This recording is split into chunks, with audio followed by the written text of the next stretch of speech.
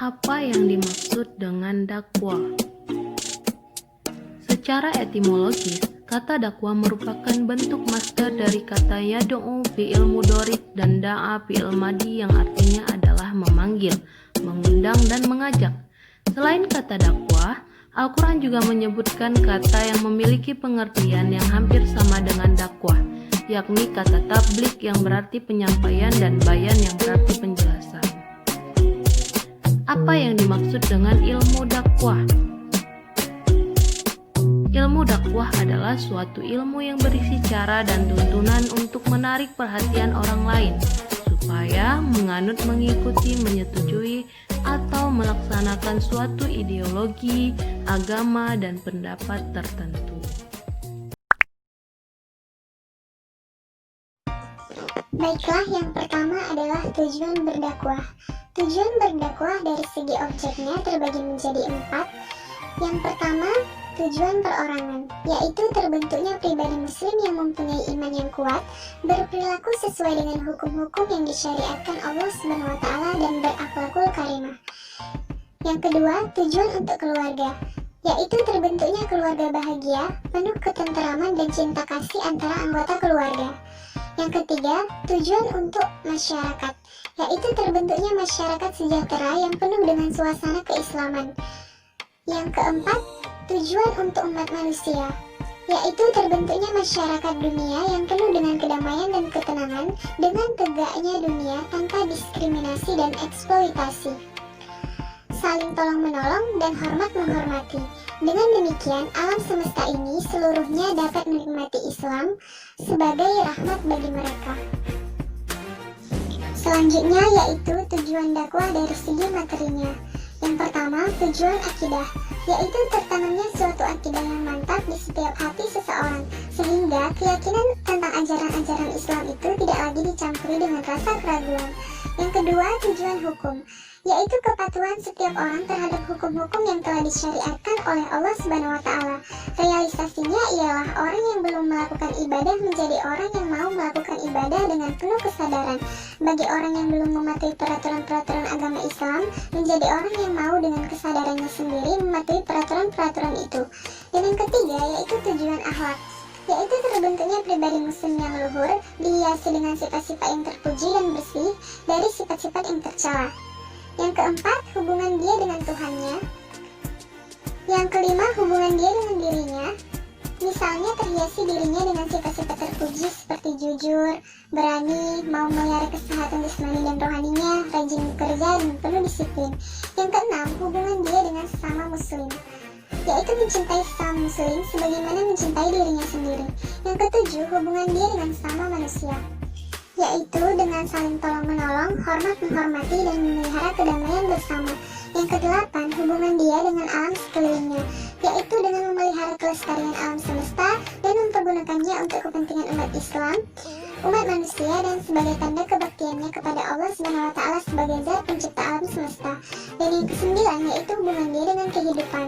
Demikian pada setiap manusia supaya bersikap sedang di dalam menikmati kehidupan alam semesta duniawi ini dan kenikmatan yang dihalalkan oleh agama Islam, jangan sampai terlalu bermewah-mewahan atau selalu serba kekurangan. Hidup dengan penuh kesederhanaan. Dengan menggunakan sosial media. Mengapa harus berdakwah melalui internet?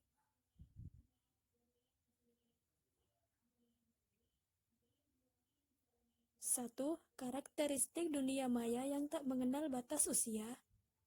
2. Dapat diakses kapan saja tanpa batas waktu.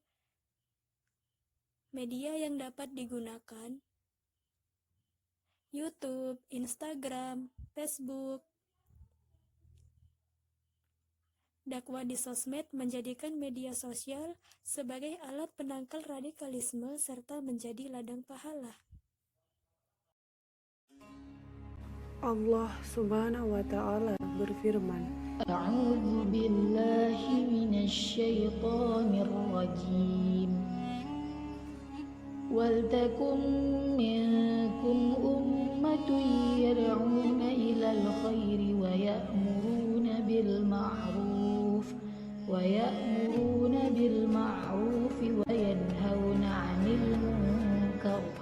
وأولئك هم المفلحون. Dan hendaklah ada di antara kamu segolongan umat yang menyeru kepada kebajikan, menyuruh kepada yang ma'ruf dan mencegah dari yang mungkar. Merekalah orang-orang yang beruntung. Quran Surah Al-Imran ayat 104.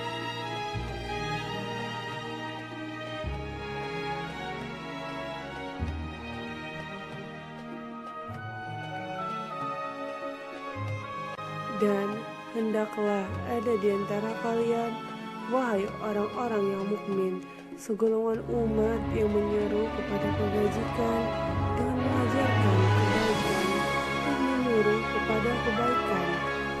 Kebaikan adalah segala yang berkaitan dengan kebaikan di dunia maupun di akhirat, serta menyuruh untuk berbuat ma'ruf, kebaikan yang sesuai dengan syariat dan akal sehat, serta mencegah perbuatan yang mungkar, yaitu segala yang dianggap tidak baik oleh syariat dan akal sehat.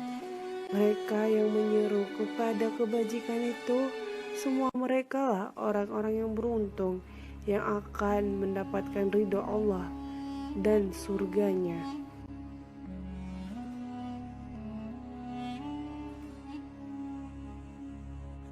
من رأى منكم منكرا فليغيره بيده فإن لم يستطع فبلسانه فإن لم يستطع فبقلبه وذلك أضعاف الإيمان.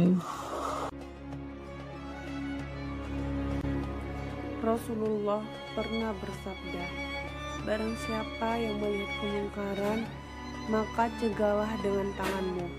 Apabila belum bisa, maka cegahlah dengan mulutmu. Apabila belum bisa, cegahlah dengan hatimu. Dan mencegah kemungkaran dengan hati adalah pertanda selemah-lemahnya iman. Haji riwayat Muslim.